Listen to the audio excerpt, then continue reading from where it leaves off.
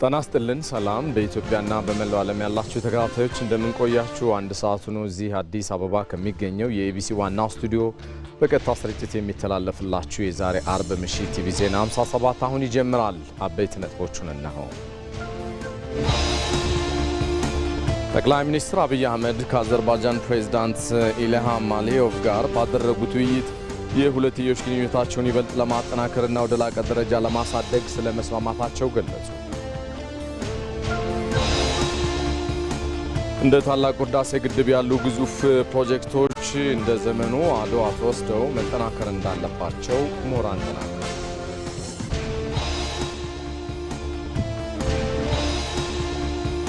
በአመራሩና በነዋሪዎቹ የተፈጠረው ጥምረት አዲስ አበባ ሰላሟ የተረጋገጠ ከተማ እንድትሆን ስለማስቻሉ ተገለጸ።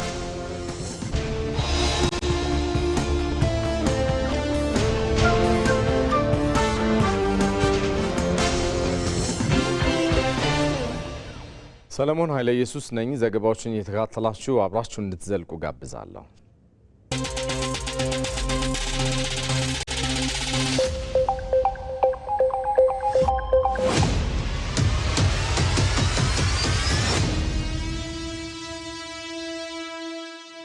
ቲፒኤልኤፍ እና ሻዕቢያ አሁን ላይ ጽምዶ መፍጠራቸው በራሱ ሊገርማቸው አይገባም። ቀድሞውንስ ማን ለያያቸውና የሚል ሐሳብ ይነሳል። የሆነ ፖለቲካ አስተሳሰብ ያለው የፖለቲካ ድርጅት በጠመንጃ ታጅቦ አይደለም ወደ ትግራይ ህዝብ መቅረብ ያለበት፣ ሐሳብ ብቻ ይዞ ነው መቅረብ ያለበት። ህገ መንግስት ያለባት የምትባል ሀገር ላይ ግን ጸረ ህገ መንግስት የሆኑ አቋሞችን ደግሞ ሲያራምድ ይስተዋላል። ለምሳሌ የመከላከያ ሰራዊት በየትኛውም የኢትዮጵያ ዳር ድንበር ለመቀመጥም ለመጠበቅም የማንንም ፍቃድ አይጠይቅም። ሀገራችን በዛ ምክንያት በጣም ብዙ ኪሳራ ደርሶባታል። ጉዳዩ እንደሚያሸንፍ ያውቃል፣ ግን ደግሞ ህዝብ መዳን ስላለበት በሚል ያደረገው እንደሆነ መታሰብ አለበት። ፕሪቶሪያ በራሱ ሲፈረም የነበረው የኃይል ሚዛን በጣም የተለያየ ነው። ትክክል። ምክንያቱም ቲፒኤልኤፍ እኛ በነበርንበት ሰዓት ነው ቲፒኤልኤፍ የነበረው። ከዛ በኋላ ቲፒኤልኤፍ የሚባል ነገር ፈርሷል። የለም። ያለመፈጸሙ የመጀመሪያው ችግር በልብ ስላልተቀበለ ነው ስራ አስፈጻሚ። ዲዲአር ሙሉ በሙሉ አልተመለሰም። ቢኮዝ መተማመን አልነበረም። ከመጀመሪያውም እምነት የለውም በዚህ ጉዳይ። በማን በኩል ነው ይሄ ነገር? ፕሪቶሪያ በተመለከተ መከላከያ ሰራዊት አሁን ሀገርን የመጠበቅ ኃላፊነት አለበት አይደል? ሀገር እንዳይጠብቅ መከላከያ ሰራዊትን አይደለም ትሄድ እያልን ያለ ነው። አዳምጠኝ። ሌላ የጸጥታ አካል የፌዴራል ፖሊስ ለምሳሌ አይደለም። የማን የፌዴራል ፖሊስ ነው? የፌዴራል ፖሊስ አለ አይደል? አስር ማለት ነው። ምንድነው የሚለው መሰለህ በስምምነቱ መሰለህ ሌላ የጸጥታ አካል የለማ አደረጃጀት አለ። እስኪ ምን አይነት ነው? ለምሳሌ የታጠቁ ኃይሎች አሉ አልከው እኮ። ለምሳሌ እነሱ የጸጥታ አካላት አይደሉም? እነማን የታጠቁ አካላት? ዛቴስ እነሱ አሁን ይሄን ኮንስፒሬሲ ለህዝቡ እንዲያውቅ ለምንድን ነው ያላደረጋችሁት? ተደርጓል። እርስዎ እዛ ነበሩ አይደል? እየታገልበት የነበረው ነው ምን ውስጥ ለውስጥ ማለት ነው። ኤግዛክትሊ። ከመሪዎቻችን ጋር እንመለሳለን። ከህወሓት ጋር ልመለስ ነው። በህወሓት የተፈጠረው የትግራይ ህዝብ እኮ ይላል። አሁን የቲፒኤልኤፍ እና የሻዕቢያን ግንኙነት እንዲሁ በግርድፉ ማመን ተገቢነት ያለው አልመሰለም። አሁንም ቀድሞውንም ማለት ነው።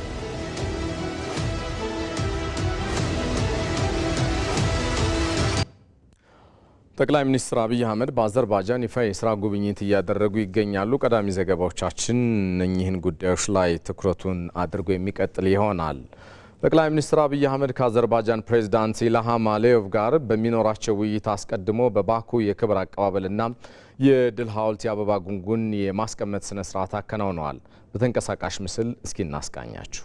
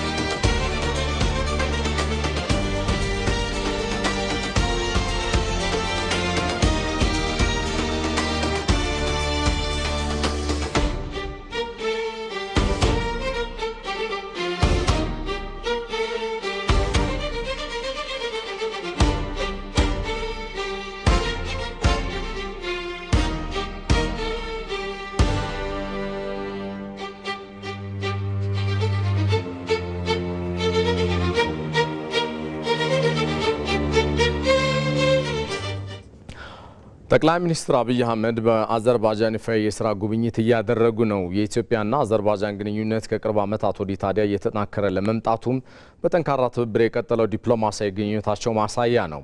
ጉብኝቱ የሁለትዮሽ ግንኙነቶችን የላቀና ትርጉም ያለው ደረጃ እንደሚያደርስም ይጠበቃል።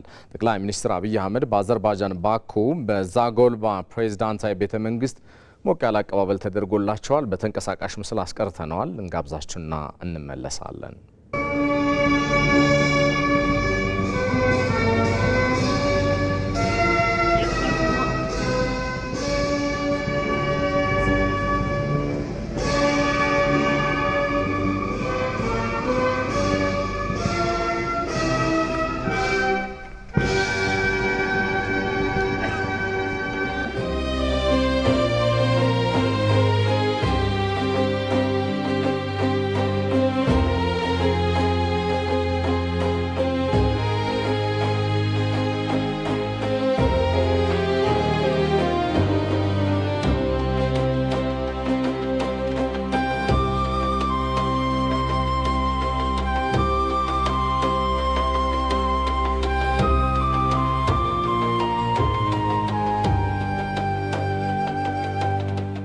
Etiyopya Federatif Demokratik Respublikasının baş naziri, sizin Azerbaycan Respublikasına gelmeniz şerefine Bəxri Qaravuzlu, Qaravuz Reisi Polkovnik Leytenant Quliyev.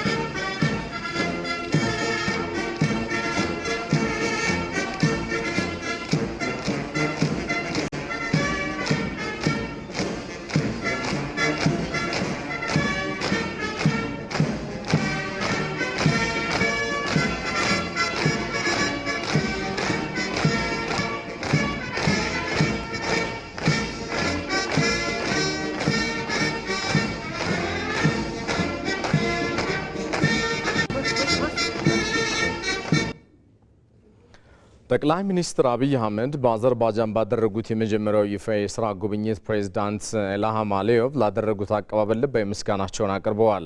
በአዘርባይጃንና በኢትዮጵያ መካከል ባለፉት ጥቂት ዓመታት በአቪዬሽን ዘርፍ በኢንዱስትሪ ፓርኮችና በነጻ የንግድ ቀጠናዎች እንደዚሁም በኢትዮጵያ ኢንቨስትመንት ሆልዲንግስና በአዘርባይጃናቸው መካከል ያለውን አጋርነት እያደገ መምጣቱን ጠቅላይ ሚኒስትሩ በማህበራዊ ትስስር ገጻቸው ላይ አስፍረዋል። እነኚህ የትብብር ዘርፎች ታዲያ ለሁለትዮሽ ግንኙነታችን መጠናከር መሰረት የጣሉ ሲሆን ዛሬ ባደረግነው ጥልቅ ውይይትም ግንኙነታችንና ትብብራችንን ይበልጥ ለማጠናከር እንደዚሁም ወደ ላቀ ደረጃ ለማሳደግ ተስማምተናል ብለዋል ጠቅላይ ሚኒስትሩ። በዛሬው ዕለትም በመከላከያና በሌሎች ዘርፎች ዙሪያ የመግባቢያ ሰነዶች ፊርማ ስነ ስርዓት ላይ መገኘታቸውን አክለዋል።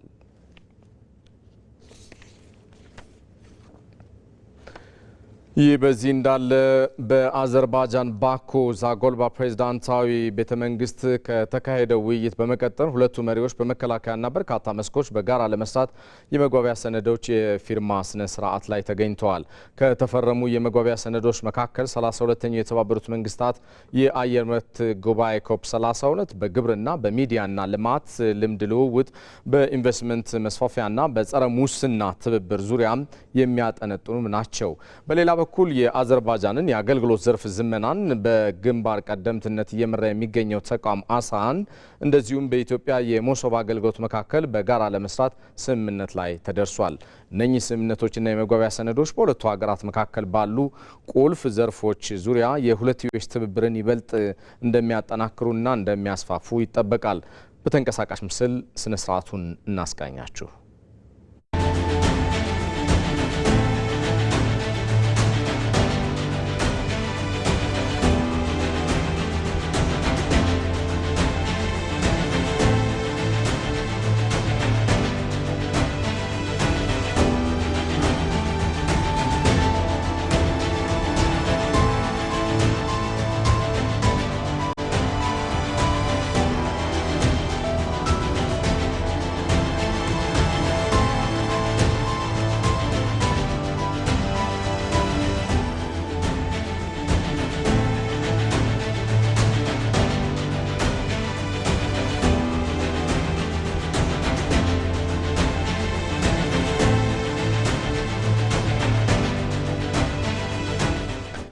ይህ በዚህ እንዳለ ጠቅላይ ሚኒስትር አብይ አህመድና ልኡካቸው የአዘርባይጃን የሕዝብ አገልግሎትና ማህበራዊ ፈጠራ የመንግስት ኤጀንሲ አሳን የፈጠራ ማዕከልን ጎብኝተዋል።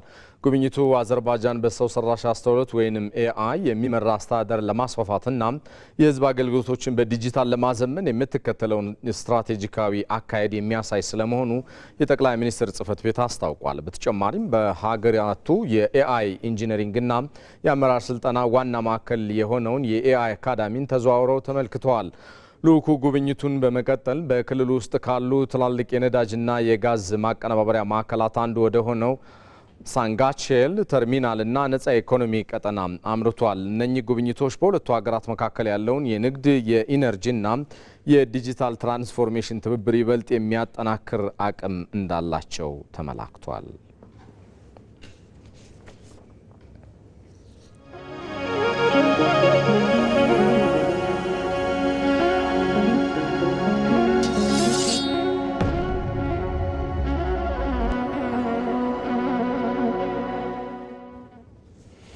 እዚህ ሸጎሌ አካባቢ ከሚገኘው ዋናው ስቱዲዮአችን በቀጥታ ስርጭት እየተከታተላችሁት የምትገኙት ቲቪ ዜና 57 እንደቀጠለ ነው። ወደ ሌሎች ዘገባዎች ይሻገራለሁ። እንደ ታላቁ የህዳሴ ግድብ ያሉ ግዙፍ ፕሮጀክቶች የሁሉንም ዜጎች ተሳትፎ የሚወክሉ በመሆናቸው እንደ ዘመኑ አድዋ ተወስደው መጠናከር እንዳለባቸው ምሁራን ይገልጻሉ። የአድዋ ድል ኢትዮጵያውያን በልዩነት ውስጥ ሆነው ለጋራ ህልውና የቆሙበት የታላቅነት ማህተም ነው ብለዋል ምሁራን። ከ130 ዓመታት በፊት የታየው ይህ የአንድነት መንፈስ ታዲያ ዛሬም ለሀገር ሉዓላዊነትና ለልማት መጠናከር ቁልፍ መሳሪያ መሆን እንዳለበትም ተመላክቷል። ዘጋቢያችን ወንድማገኝ ኃይሉ ተከታዩን አጠናቅሯል። የአድዋ ድል ኢትዮጵያውያን በጋራ ለሀገር ሲቆሙ ምን ያህል ተአምር መስራት እንደሚችሉ የታየበት የታሪካችን ወርቃማ ገጽ ነው። አድዋ የክብር ማህተማችን ብቻ ሳይሆን ኢትዮጵያውያን በልዩነት ውስጥ ሆነው ለጋራ ህልውናቸው የቆሙበት የታላቅነት መገለጫም ነው። ከ130 ዓመታት በፊት በሰሜን ተራሮች ላይ የነፈሰው የአንድነት አየር ዛሬም ድረስ ሀገርን በማጽናትና ልማትን በማፋጠን ቀጥሏል። የአድዋ ጦርነት ኢትዮጵያውያን የነበሩባቸውን የውስጥ ችግሮች ወደ ጎን በመተው በጠላት ላይ በአንድነት የዘመቱበትና ታላቅ ድል ያስመዘገቡበትም የታሪክ አሻራ ነው። የአንድነት ኃይል በወቅቱ የነበሩት የኢትዮጵያ መሪዎችና ንጉሶች በመካከላቸው የነበረውን ቅራኔና ልዩነት አስወግደው ለክተት ጥሪው ምላሽ በመስጠት በአንድነት መሰለፋቸው ለድሉ ቁልፍ ሚናም ተጫውተዋል። ከውጭ ምንም አይነት ነገር ቢመጣ ያለውን ችግር ረጋ አርጎ አጥፍቶ ኢትዮጵያን ሊወር የመጣውን በአንድነት ሄዶ በመሰለፍ የመዋጋት ልምድና ታሪክ አለው። ያ ነው እንግዲህ ኢትዮጵያን ከሌላው ዓለም ልዩ የሚያደርገው። ረሃብ ኖሮ፣ የውስጥ ችግር ኖሮ፣ የእርስ በርስ መጣላት ኖሮ የውጭ ጠላት ሲመጣ ግን ያንን ሁሉ እርግፍ አድርጎ በመሄዳቸው አንድነት የሚባለውን ነገር ስላጠናከሩት ነው ያሸነፉት። አንድ መሆን ቀላል አይደለም። የተለያየ ቋንቋ የሚናገሩ የተለያየ ባህል ያላቸው ብሔረሰቦች በአንድ ኢትዮጵያ በአረንጓዴ ቢጫ ቀይ አንድ የመሆን ታሪክ ያላት ሀገር ነች። ያ ነው እንግዲህ አንድ በመሆናቸው ያላቸውን ችግር ወደ ጎን በማድረጋቸው ጦርነቱን ሊያሸንፉ የቻሉት። አድዋ የተለያየ የኢትዮጵያ ብሔር ብሔረሰብ ብቻ ሳይሆን ሃይማኖት፣ ቀለም፣ ዘር ሳይለያቸው ከጫፍ እስከ ጫፍ የሀገር ፍቅር ስሜት ፈንቅሏቸው ወደ አድዋ በመሄድ ኢትዮጵያ የምትባለውን ሀገር ያጸኑበት የአድዋ ድል በዓል መነሻው አድዋ ነው ማለት ነው። የአሁኑ ዘመን ትውልድም በጦር ሜዳ ውሎ ብቻ ሳይሆን በትምህርት በልማትና በህዝባዊ አንድነት ለሀገር ልዕልና በጋራ በመቆም ዘመናዊ አርበኝነትን በተግባር እያሳየ ነው። በተለይም እንደ ታላቁ የህዳሴ ግድብ ያሉ ግዙፍ መሰረተ ልማቶችን እንደ ዳግማዊ አድዋ በመመልከት በጋራ ማልማትን አጠናክሮ መቀጠል ይገባል። እነዚህ ፕሮጀክቶችም የሁሉንም ዜጎች ተሳትፎና የነገውን ትውልድ ብሩህ ተስፋ የሚወክሉ ናቸው። ኢትዮጵያ አሁን በተለያየ መልኩ ከፍተኛ የሆነ መሰረተ ልማት እየሰራች ነው። ያ መሰረተ ልማት ላይ መሳተፍ ማለት ዳግማዊ አድዋ ያሰኘዋል። በመሰረተ ልማት እየተሰሩ ያሉትን አንድ ሰው ብቻ እኮ አይደለም የሚሰራው። አንድ ላይ የተደረገ ነገር በሙሉ ዳግማዊ አድዋ ያሰኘዋል። ህዳሴ ግድብን እኔ እንደሱ ነው የማየው። አድዋን ኢትዮጵያ የሁሉም ነው። ኢትዮጵያ የኦሮሞ ነው። ኢትዮጵያ የአማራ ነው። ኢትዮጵያ የትግሬ ነው። ኢትዮጵያ የወላይታው ነው። ኢትዮጵያ የከምባታው ነው። ኢትዮጵያ የሁሉም ተመሳሳይ እንዳየነው ህዳሴ ግድቡንም ሁሉም ነው የሰራው። ሆነስትሊ ስፒኪንግ ይሄ በጣም ትልቅ አቺቭመንት ነው። አይቻልም፣ አንረዳም። ስለዚህ ካልረዳን ደግሞ ኢትዮጵያ ይሄን መስራት አትችልም የሚል እምነት የነበረ ቢሆንም ይሄንን ሰብሮ የኢትዮጵያ መንግስት ህዝቡን አስተባብሮ ይሄንን የሚያክል ትልቅ ግድብ መስራቱ ዳግማዊ አድዋ ወደሚለው ትርጉም ያ መንፈስ የዛ የአድዋ መንፈስ እዚህ ላይ የተንጸባረቀበት እንችላለን፣ ይሄን መስራት እንችላለን፣ ማድረግ እንችላለን። ኔክስት ላይ ደግሞ የሚመጣው ትውልድ ደግሞ ሌላ ከዚህ የበለጠ እንችላለን የሚለውን መንፈስ ሰንቆ እንዲሄድ ነው። ልዩነቶቻችንን በመተው ለአገር ብሔራዊ ጥቅምና ሉዓላዊነት መጽናት በጋራ መቆም ይገባል። የኔ ብሔር ተጎዳ ብሎ የሚነሳ በእውነት ለህዝቡ አስቦ ከሆነ ያንን እኮ ለመንግስትም ሆነ ራሱም በስራ ሊያስተካክለው ይችላል። እንደ ራስ ቤትን እንደማስተዳደር እኮ ነው። የሀገር ሉዓላዊነት የጋራችን ነው፣ የጋራችን ጥቅም ነው። ሀገራችን ከሌለች የለችንም፣ ሁላችንም የለንም። ይሄ የጋራ ጥቅም ነው። በእንደዚህና በእንደዚህ የተለያዩ የጋራ ጥቅሞቻችን ላይ ሀገራዊ ጥቅሞቻችን ላይ የጋራ መንፈስ ማምጣት ያስፈልጋል። የአድዋ ድል የቀድሞ አባቶች በደማቸው የጻፉት የነጻነት ታሪክ ብቻ ሳይሆን ዛሬም ለብሔራዊ ጥቅምና ሉዓላዊነት በጋራ ለመቆም የሚያስችል የአንድነት ማህተም ነው። ይህን የታሪክ አሻራ ወደ ልማት በማሸጋገርና ልዩነቶችን በማጥበብ የሀገርን ብሩህ ተስፋ ማጽናት የትውልዱ ድርሻ ነው።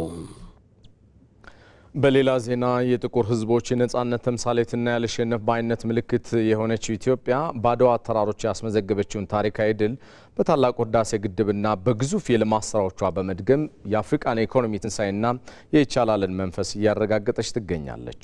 በዚህ ጉዳይ ዙሪያ ባልደረባችን ሄለን ተስፋዬ ተከታዩን ይዛለች።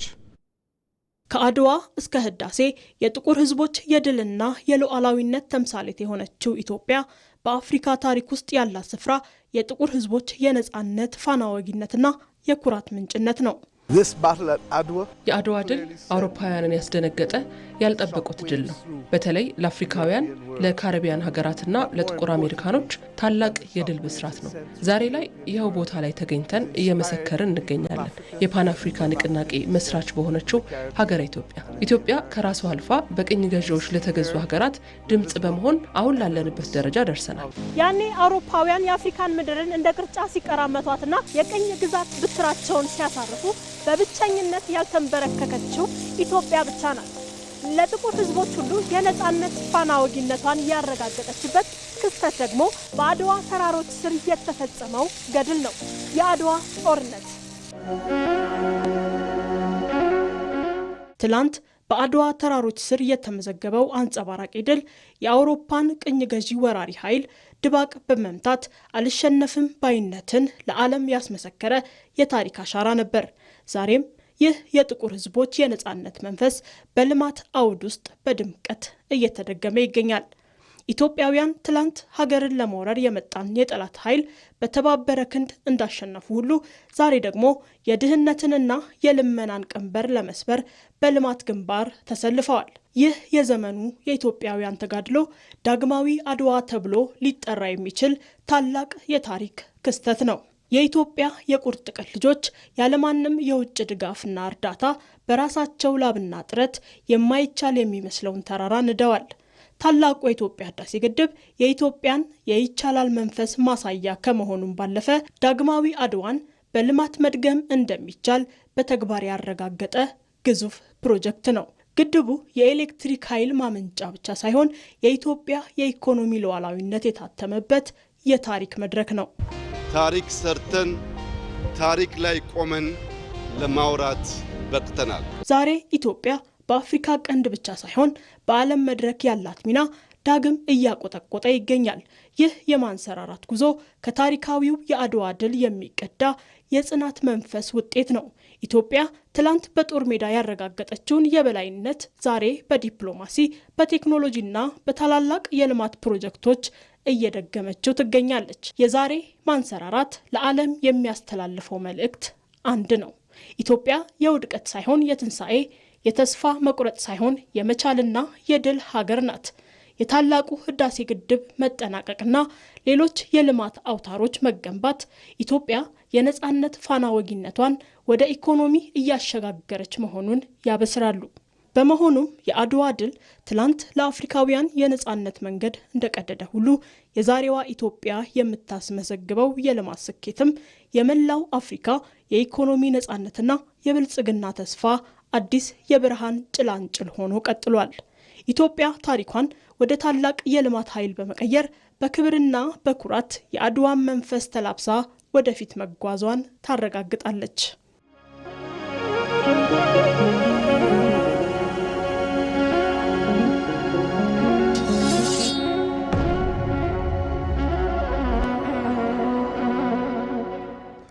ከኢቲቪ ዜና 57 ጋር ናችሁ። በመጨረሻም በአመራሩና በነዋሪዎቿ የተፈጠረው ጥምረት አዲስ አበባ ሰላሙ የተረጋገጠ ከተማ እንድትሆን ስለማስቻሉ ተገለጸ። የሰላም ሚኒስቴር ከአዲስ አበባ ሰላምና ጸጥታ ቢሮ ጋር በመተባበር 8ኛውን የሰላምና ጸጥታ የምክክር መድረክ አካሂዷል። ሳምሶን በላይ የሰላም ሚኒስቴር ከአዲስ አበባ ሰላምና ጸጥታ ቢሮ ጋር በመተባበር 8ኛው የሰላም የምክክር መድረክ ሰላማዊ የፖለቲካ ትግል ለሀገር ብልጽግና በሚል መሪ ቃል አካሂደዋል። የአዲስ አበባ ከተማ ከንቲባ አዳነች አቤቤ የልዩነት ምክንያቶችን በመለየት ወደ አንድ ለማምጣት ሰፊ ስራ እንደተሰራ ገልጸዋል። ሰላማችን ዘላቂና አስተማማኝ እንዲሆን በዋነኛነት የስራው ባለቤት መሆን ያለባቸው ተዋናዮች የጸጥታ አካላት ብቻም እንዳልሆኑ በግልጽ ፖሊሲ ተቀምጦ ሁላችንም ይህንኑ ይዘን እየሰራንበት እንደሆነም ይታወቃል።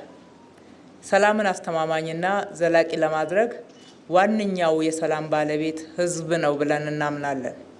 ህዝብ የሰላም ባለቤት ከሆነ የመፍትሄው አካል ነው። ሰላም ዘላቂም ይሆናል፣ አስተማማኝ ይሆናል። ፖለቲካዊ ይሁን ኢኮኖሚያዊ ይሁን ማህበራዊ እንቅስቃሴያችን እጅግ ባማረ ውጤታማ በሆነ መንገድ የሚከናወን እንደሚሆን በእርግጠኝነት መናገር ይቻላል። ከንቲባው አክለውም ሰላምና ልማት የሚነጣጠሉ ባለመሆናቸው ሁለቱንም ጎን ለጎን እየተሰራ ነው ሲሉ አስታውቀዋል።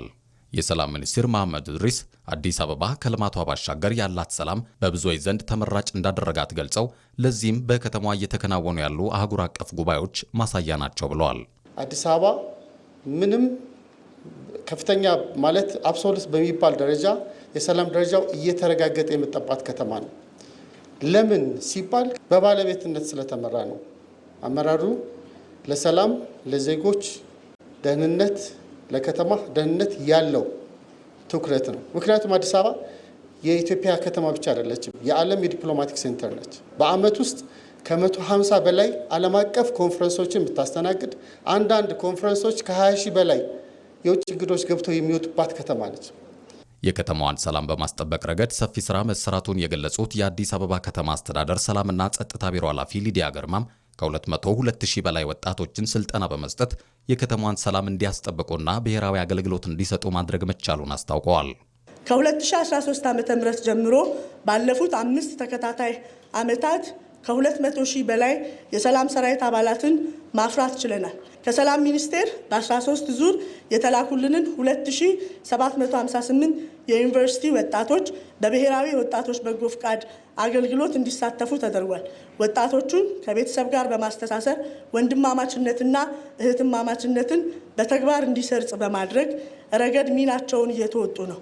ለወንጀል መንስኤ ስጋት የሆኑ ጉዳዮችን ቀድሞ በማጥናትም እርምጃዎች እየተወሰዱ መሆናቸውን ኃላፊዋ ጠቅሰዋል። በሌላ በኩል በከተማዋ በስፋት እየተከናወኑ የሚገኙ የኮሪደር ልማት ስራዎች ለጸጥታው ስራ አጋዥ ቴክኖሎጂዎችን እንዲያካትቱ እየተደረገ መሆኑም በመድረኩ ተመላክቷል። የተወደዳችሁ ከኢትዮጵያ ቴሌቪዥን ዋናው ስቱዲዮ በቀጥታ ስርጭት ተከታተሉት የነበረው ምዕራፍ 1 ቲቪ ዜና 57 የተመለከታቸው ጉዳዮች እነኚህ ናቸው። ቀጣይ ደቂቃዎቻችሁን ከተመራረጡ የቢዝነስና የስፖርት ዘገባዎች ጋር ታሳልፋላችሁ። ባልደረቦችን እንደየቅደም ተከተላችሁ ያገኟቸዋል። ምሽቱ 2 ሰዓት ላይ ከኔ ጋር መልሰን በሌሎች ዝርዝር ዜናዎች እንገናኛለን። ሰለሞን ኃይለ ኢየሱስ ነኝ። በደህና ቆዩ።